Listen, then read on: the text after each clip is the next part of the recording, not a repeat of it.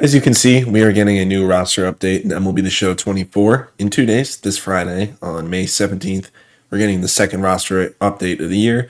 And this is when you really start to see yourself making a lot of profits because not everyone is inflated in price. Not everyone is trying to invest. It's only the actual investors are still here. Yes, I know, even in the second roster update only. But regardless, I'm going to be showing you guys my favorite investments or just people who you should be investing in.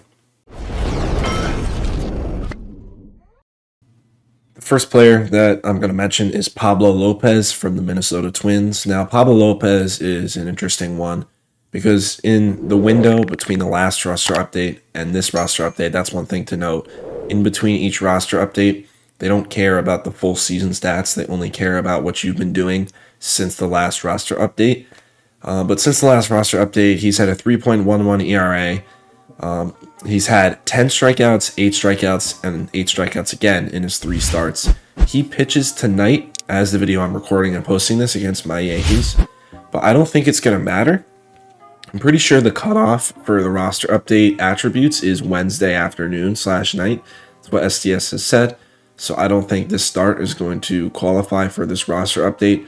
But regardless, I think he's a pretty good candidate. I wouldn't consider him a lock. You know, he is going for around 2,200, so he isn't dirt cheap, but he also isn't like super expensive.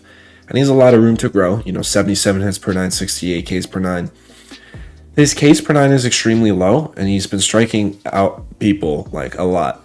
So I think he could go diamond if he gets a boost to the Ks per 9, but I don't really see it any other way. But I think this guy's kind of just a coin flip. The next player is another Minnesota Twin and another pitcher in Jhoan Duran. Now, he has been an insane closer for the Twins ever since he came to Minnesota. And looking at his price, he's around 2,300. So again, not super expensive. By now, most players aren't going to be super cheap, but they aren't going to be like, these are the guys who aren't like super expensive and still kind of worth it. But Jhoan Duran from the Twins started the year on the IL, but he came back, and so far he's been dominant. He's had 0 earned runs allowed in the season. He has had 1 walk, and he's allowed 2 hits in 7 innings pitched. That's insane. Those are insane numbers. And I know it's a pretty low sample size, but he's had the track record of being a really good pitcher, and he's had dominance so far this year, and he's already an 84 overall, so he just needs a tiny boost, which he can surely get because he has room to grow. Those are both 92, which are both great, but can definitely go higher based off of how he's pitching. So I think Jhoan Duran could definitely go diamond. I wouldn't be surprised if they don't, just because he just came back. But if not, this Friday, probably the next update. Now, it wouldn't be right if I didn't mention Gunnar Henderson in this video. You know, he's the most expensive one. He's at around 2,900. He's basically at the quick sell value of an 85. But I do want to mention a few things about Gunnar Henderson. You know, he's having a great year overall, yes, but he's been pretty bad in the month of May. In the month of May, overall, he has a 190 average with a 649 OPS. Those are not numbers that are going to get you to diamond. Now, I'm not saying he's not going to go diamond, but I'm saying is I'm worried about him. You know, he had a great April, but maybe his May holds him back from going diamond. I don't think he's worth buying at an 85 quick sell. I think he has a good chance to go diamond, but I would not invest in him right now. Dylan Cease from the Padres is a pretty interesting one. You know, he got traded right before the season started from Chicago, and he's on San Diego now. He's been doing very well. He should have been the Cy Young winner 2022, in my opinion. But regardless, that isn't applicable to this video. But regardless, since the last update, he's had 1 bad start where he gave up 5 earned runs.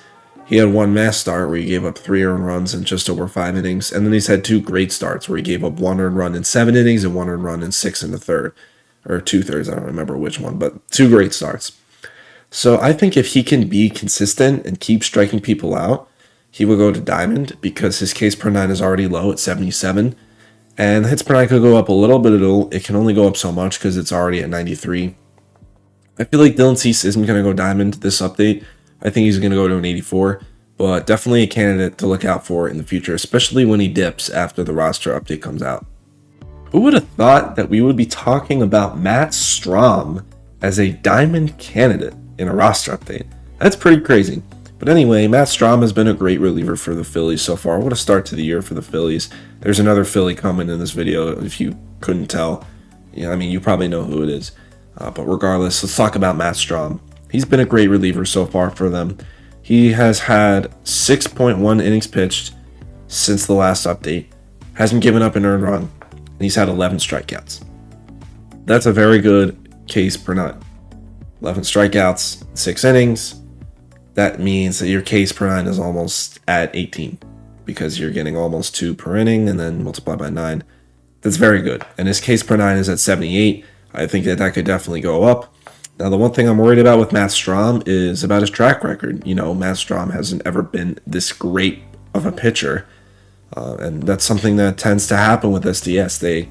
It takes longer for people to go diamond who are having like their first really good year. And I'm not saying Matt Strahm wasn't like a good player before this year. He just hasn't been playing at the levels that he has been this year. So I think he can go 84. I mean, if he keeps pitching like this, he's going to skyrocket.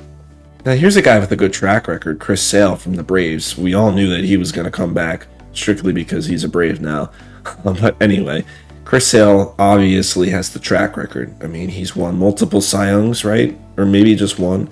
But he's been one of the best pitchers in baseball throughout his entire career. Hasn't been healthy the past few years with Boston, but he's healthy now, and he is doing really well. Since the last update, he has a .72 ERA, and he's 34 strikeouts. Literally, like, upgrades across the board for Chris Sale. I think, personally, he's going to go to an 84. But, you know, with Chris Sale, he could definitely go diamond because of that room to grow. 74-71 for the per nines. With 68 pitching clutch, he's still decently cheap. I might buy a few of him right now, honestly.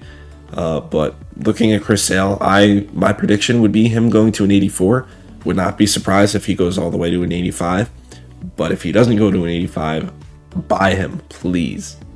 Shota Imanaga has been insane for the Cubs so far this year. He came overseas to America this year, and he's been insane. I mean, for the Cubs, so far this season, he's had a .96 ERA, which is first in the league, and a .94 WHIP, which is 8th in the league. In the window between the last update and now, he hasn't really changed that much. He has a 1.06 ERA with 30 strikeouts. I mean, he's just been so dominant where I think he's deserving of going diamond. I mean, the per nines are already low, and the clutch is already low. I think he's going to get a big boost across the board that he's deserving, and I think he's going to go diamond. Could see maybe an 84 as well, but I think he's been better than like Chris Sale or Dylan Cease. He's definitely been better than Dylan Cease. He's definitely been better, but he's definitely been better than both. And I see both of those guys going to an 84, so I think he's going to go to an 85. And he's still not too expensive either. And he could go higher than an 85. Now, this guy, Emmanuel Clase, is an investment that I started a while ago because he has been so good this year, man. Like, the thing about Emmanuel Clase is he's really streaky. He's been insane, and then all of a sudden, he sucks. I bought him 2 years ago, last year, or 2 years ago when he went diamond. I bought him like crazy, and then he almost went diamond, and then he sucked, and I was like, dude, come on. And then he came back and did well, and he went diamond.